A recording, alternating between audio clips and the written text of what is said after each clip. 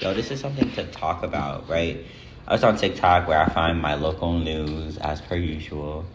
And apparently there's 18,000, cases, new cases of HIV in Philadelphia.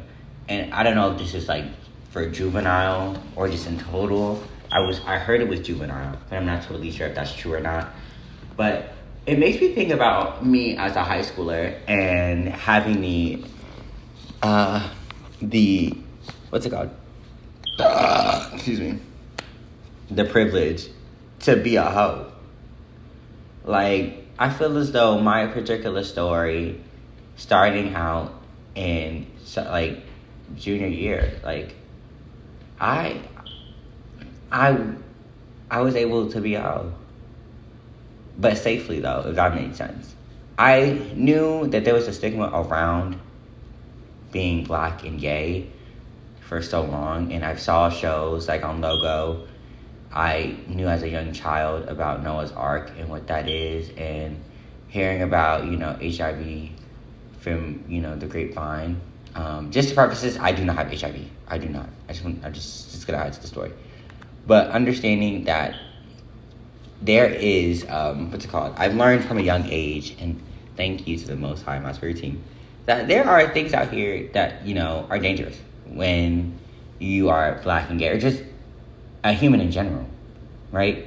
That really can hurt you. I'm still learning, but especially that as a black gay man, like I learned that early on that one thing, that disease, is really talked about amongst the other STDs that you can get, but it just shows you that you just can't just be fucking everybody.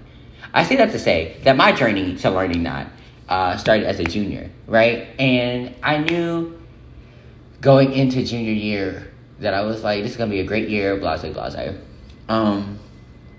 And what's it called? It was a great year. I know during, what was it? Toward the end of 2016, like December, I was like, I need to get real serious if I'm planning on, being out here, if you will. And when I meant out here in 2017, I was not fucking everybody, right? I really wasn't.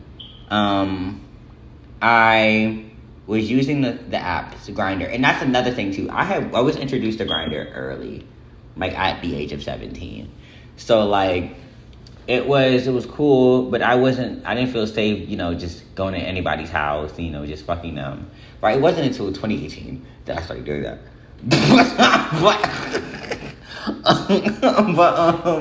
Or getting fucked by them. I am a full power bottom. Yeah. Either way, I digress.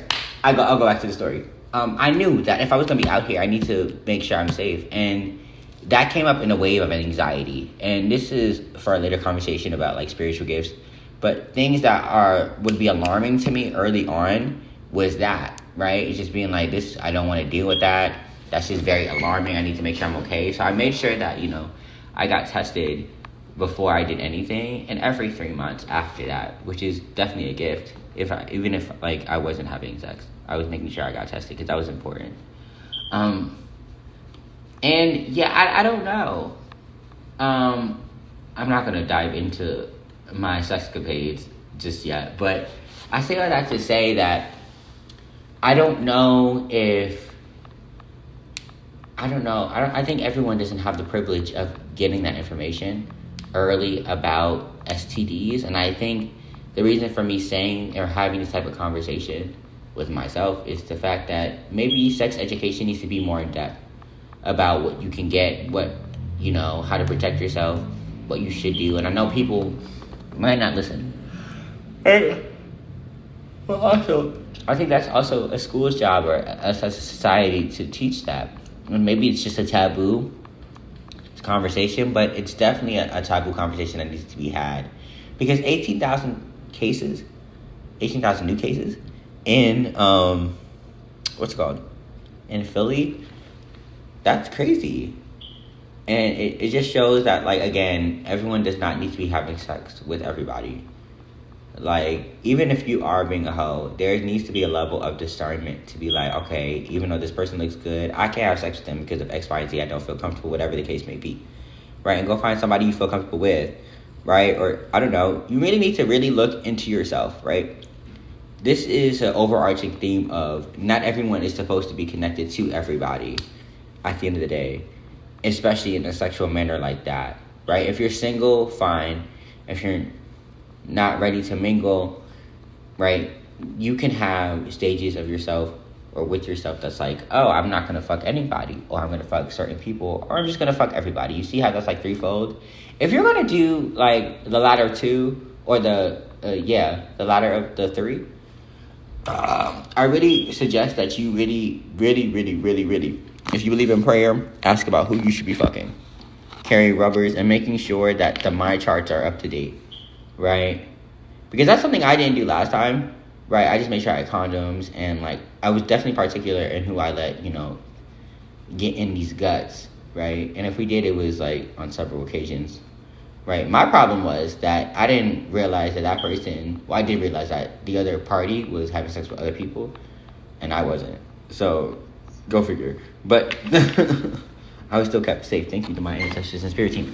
But either way, like, if you're doing that now in this day and age, right, it's definitely, I think there's an uptick happening, and you need to be very vigilant about who you're having sex with. Because, believe it or not, if you don't believe it or not, a lot of these people aren't human.